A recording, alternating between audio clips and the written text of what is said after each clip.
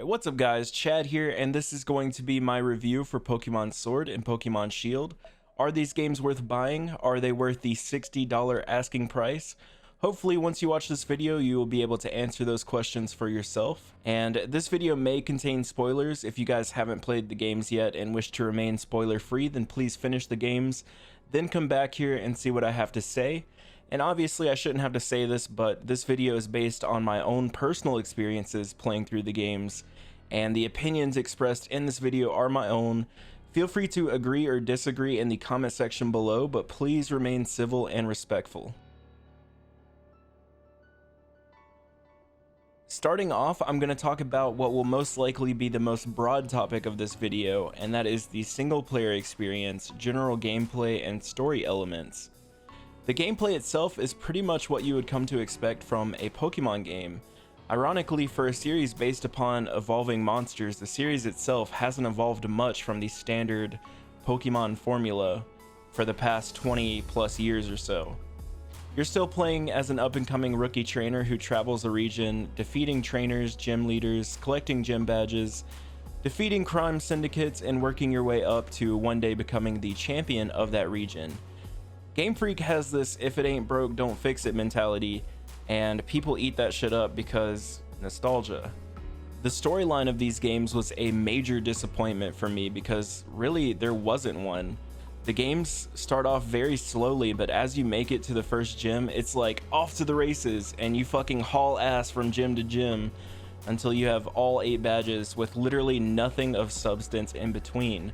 You and your rival Hop just breeze your way through an incredibly linear region, hopping town from town, blowing through gym leader after gym leader until you finally have all 8 badges, and that's pretty much it. The routes in between towns were extremely basic and linear and honestly a little boring, and the amount of trainers in the routes were reduced to balance out the fact that the experience share is always turned on, and there is literally no way to turn it off. Yeah, you heard that right. You cannot turn off the experience share.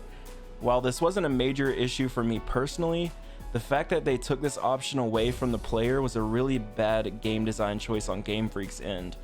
The story, and I'm using the term story very lightly here, doesn't truly begin until you're just about to take on the champion. Yes, really. Then the true evil mastermind shows up, you beat him, then all is well and good in the world. There is literally no build up to this event. It just kind of happens and then it's over really quickly. It felt like Leon, Hop, and Sonia were having a much better time on their journeys than the player. They were a lot more involved with the backstory. There were 2 occasions that I can think of where suddenly there was some kind of explosion, and instead of you, the player, dealing with it, Leon or somebody shows up out of nowhere and tells you just to continue your gym challenge and he'll deal with whatever the hell was going on in the background. Like, why would you even waste my time by having the explosions go off in the first place? Or why would you waste my time by telling me that Leon's just gonna deal with it and I should just ignore it? Even the NPCs in the towns act like nothing is wrong. They just say the same shit they always say and don't react to anything happening around them. It's all just meaningless. In past Pokemon games, when the evil team is up to no good, the player at least gets involved and stops whatever shitty thing is going on in the background. Look at Gen 4 when Team Plasma set off bombs at the 3 lakes. The player actually got involved and stopped whatever was going on.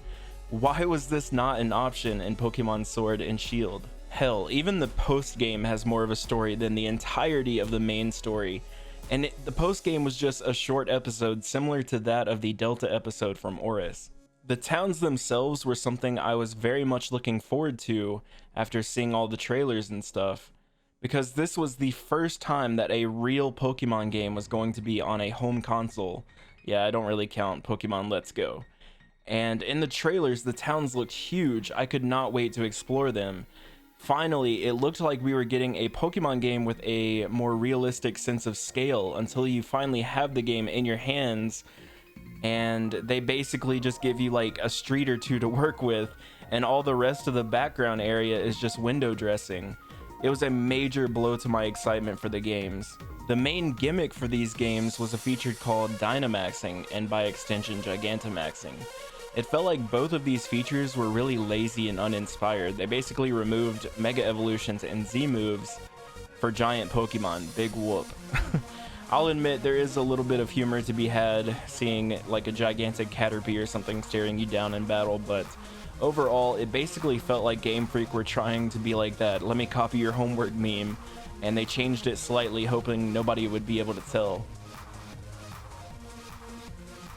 At some points, Pokemon Sword and Shield looked really pretty, but at times some of the textures in the environment are really bad. Some of them laughably bad.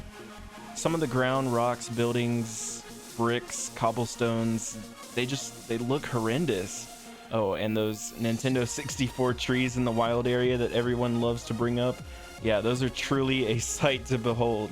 The games overall still have the look and feel of a 3DS title, just upscaled to 720p for the Nintendo Switch. I very much expected a giant leap in quality going from the 240p screen of the 3DS to the 1080p capable Nintendo Switch, especially when Pokemon is the highest grossing gaming franchise in the world. It honestly would not surprise me at this point if tomorrow it was announced that Pokemon Sword and Shield were originally in development for the 3DS. What we got in the end was a major disappointment. Sure, you could say that the games are the best looking Pokemon games that we have to date, but honestly that isn't really saying much. Pokemon has never really been known for their graphical fidelity after all. Games like The Legend of Zelda Breath of the Wild, which is also a Nintendo Switch game, absolutely blow Pokemon Sword and Shield out of the water in this department. Some of the battle backgrounds are so lazy, and sometimes the battle background doesn't even match where you are in the overworld. It seems like quite the embarrassing oversight to me. The backgrounds in some of the gym battles are basically some generic colored void world that at the very least matches its typing that it's supposed to represent. And for as much crap as I give the Let's Go games, I do have to give them some credit where it is due. At least when you fight a gym leader, the background reflects what gym you're in perfectly. Another bit of credit that I can give to the Let's Go games and not Sword and Shield is the fact that the Pokemon themselves, while in the overworld in Pokemon Sword and Shield are to scale, in battle they are not. Pokemon Let's Go Pikachu and Eevee actually had Pokemon scale correct in battle. As far as those high quality animations that Game Freak told us about, yeah, some of them are actually really good. One of them that stood out to me was Cinderace's the Firestarter's signature move Pyro Ball. You can actually tell the animation had thought and care put into it and really did a fantastic job showcasing that side of Cinderace's personality. But then other times there were some truly horrendous battle animations like the illustrious double kick animation. NPCs and Pokemon in the overworld were almost robotic at times. When characters or Pokemon would move around, they would do this really ugly robot spin without really moving their body parts. It looked as the floor tile they were standing on like spun them around or something. There was clearly no effort put into some of these animations, to the point where you could honestly tell things were rushed.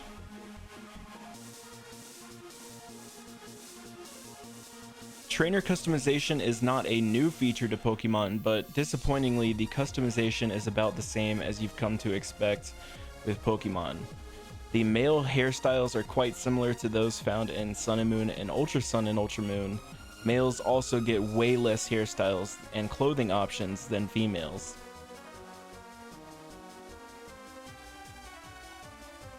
For most of the single player experience, the games ran fine. The game's capped at 30 FPS, and for the most part it remained at a solid 30 FPS.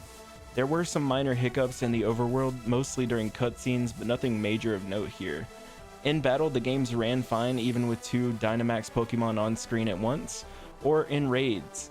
Even in the wild area, the game tends to run fine until you get into online play. And speaking of online play, it's almost as if Game Freak took a look at the Festival Plaza from Pokemon Sun and Moon and Ultra Sun and Ultra Moon and said to themselves, yeah, I think we can do shittier than this. And out came the Wycom.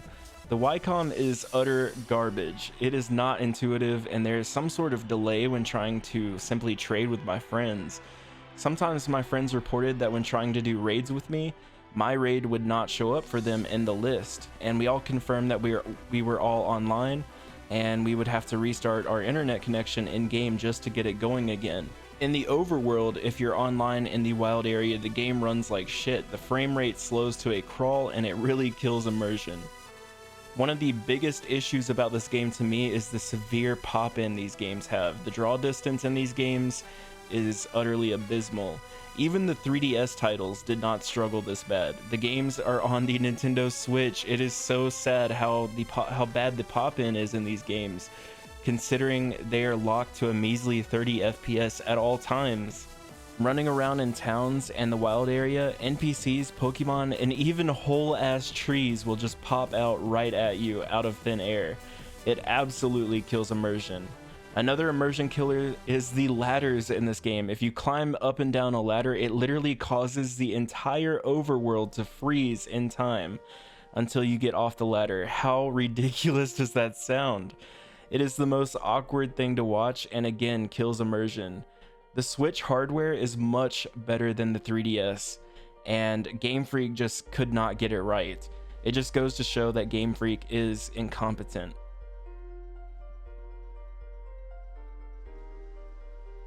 Pokemon Sword and Shield has quite a few quality of life changes that are great. In the wild area, you can access your PC from anywhere, no need to find the nearest Pokemon Center to access your PC. It's another little something that they grabbed from the Let's Go games. And speaking of Pokemon Centers, you can now change your Pokemon's nicknames and remember any forgotten moves at any Pokemon Center in the game. You can even change the nicknames of traded Pokemon once, as long as the original trainer didn't nickname it before you. And speaking of remembering moves, it no longer requires heart scales.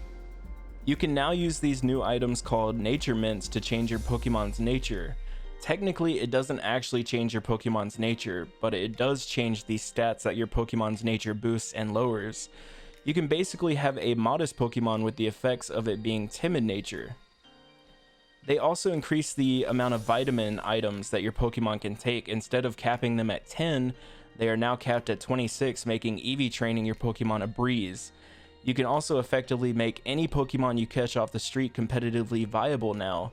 You can still use ability capsules to change the ability that your Pokemon has, but sadly you cannot change the ability to their hidden abilities. Utilizing the camping function, you can make Curry that heals your Pokemon from status conditions, as well as restoring HP and the PP of your moves.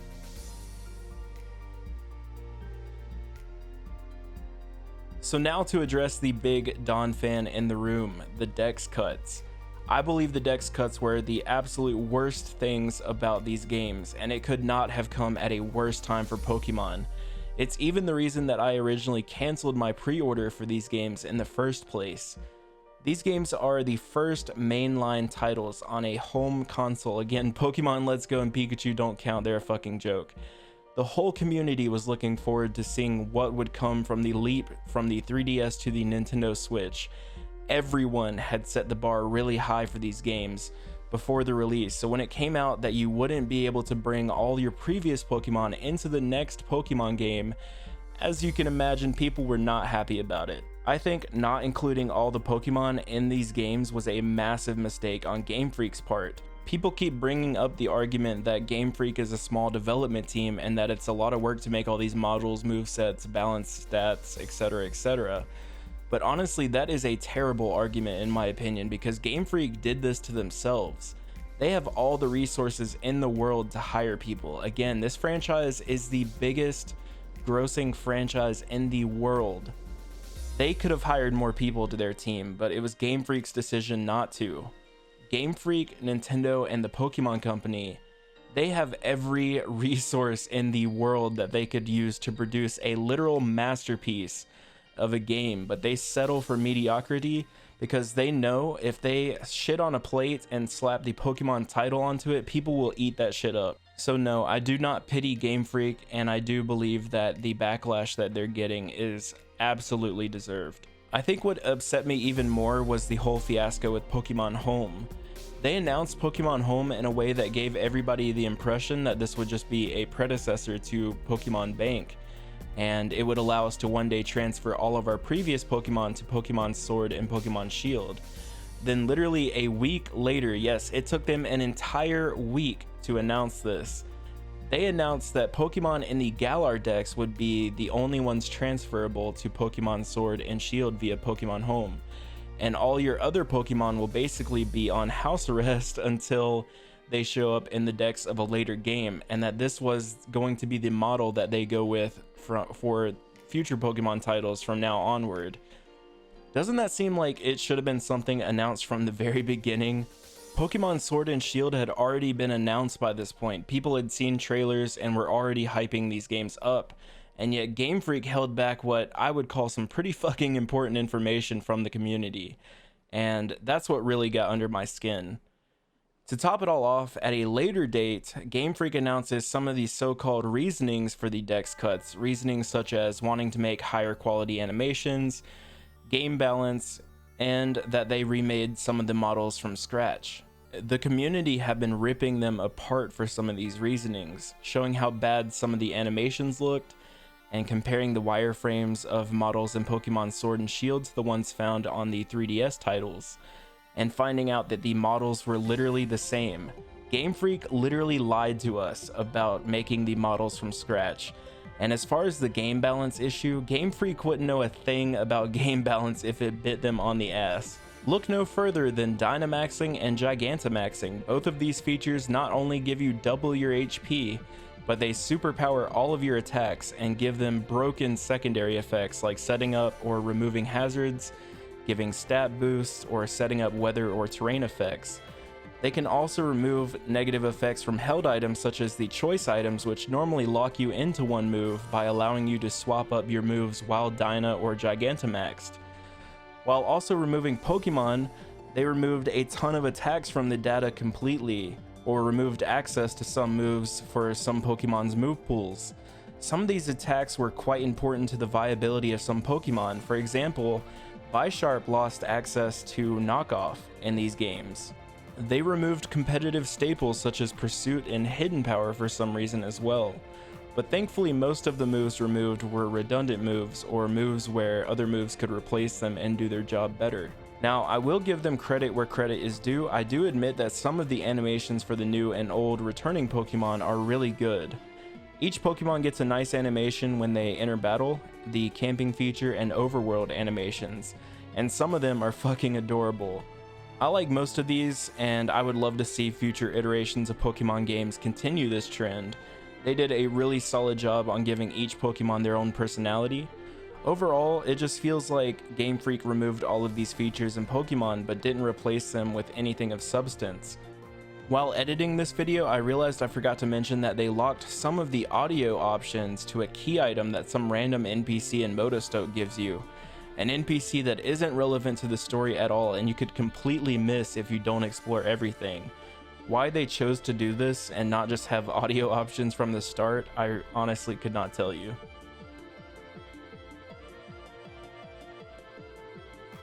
The wild area is really where the meat and potatoes of the game is.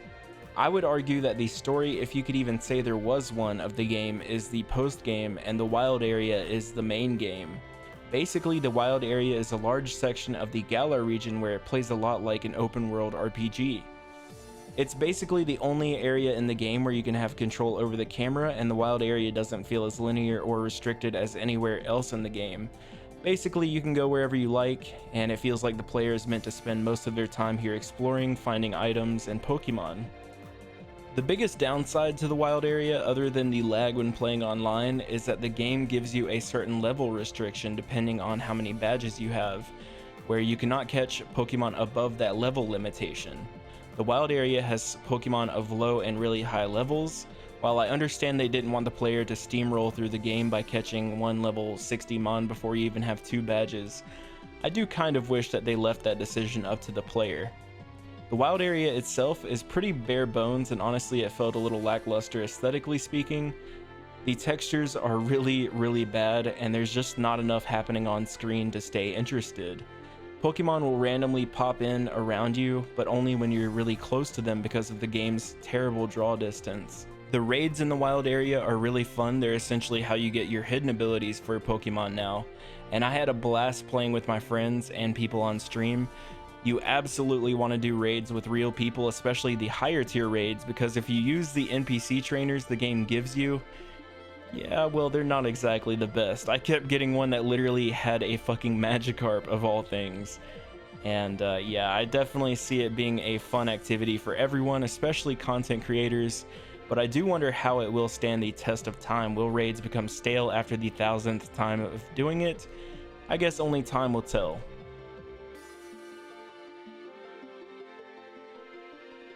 For the most part, I adore the new Pokemon in this game, and I'm happy that some of my old favorites made it through the Dex cut.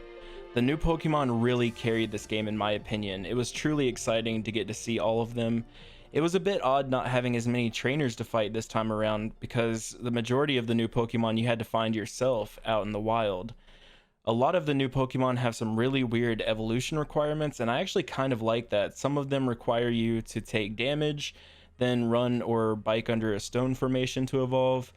Others require you to spin in a circle. I actually really enjoyed the fact that you had to actually do work to evolve some of your Pokemon this time around. I know I harped on and on about how the game looks, but at times the game really is beautiful.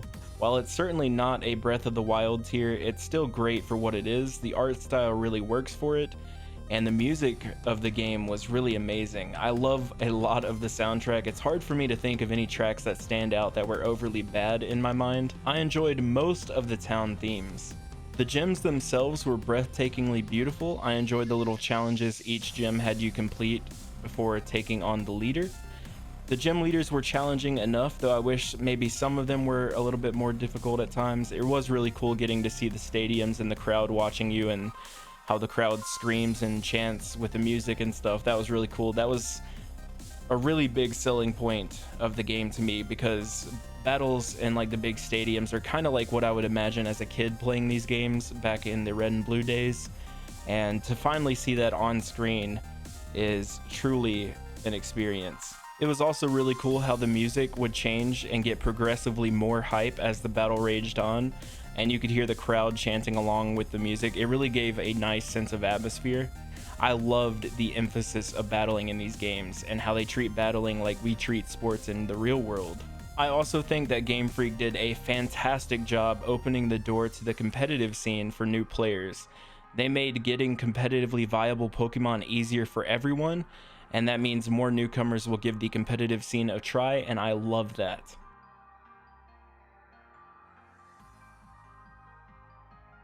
These games honestly felt rushed, unpolished, and even boring at times.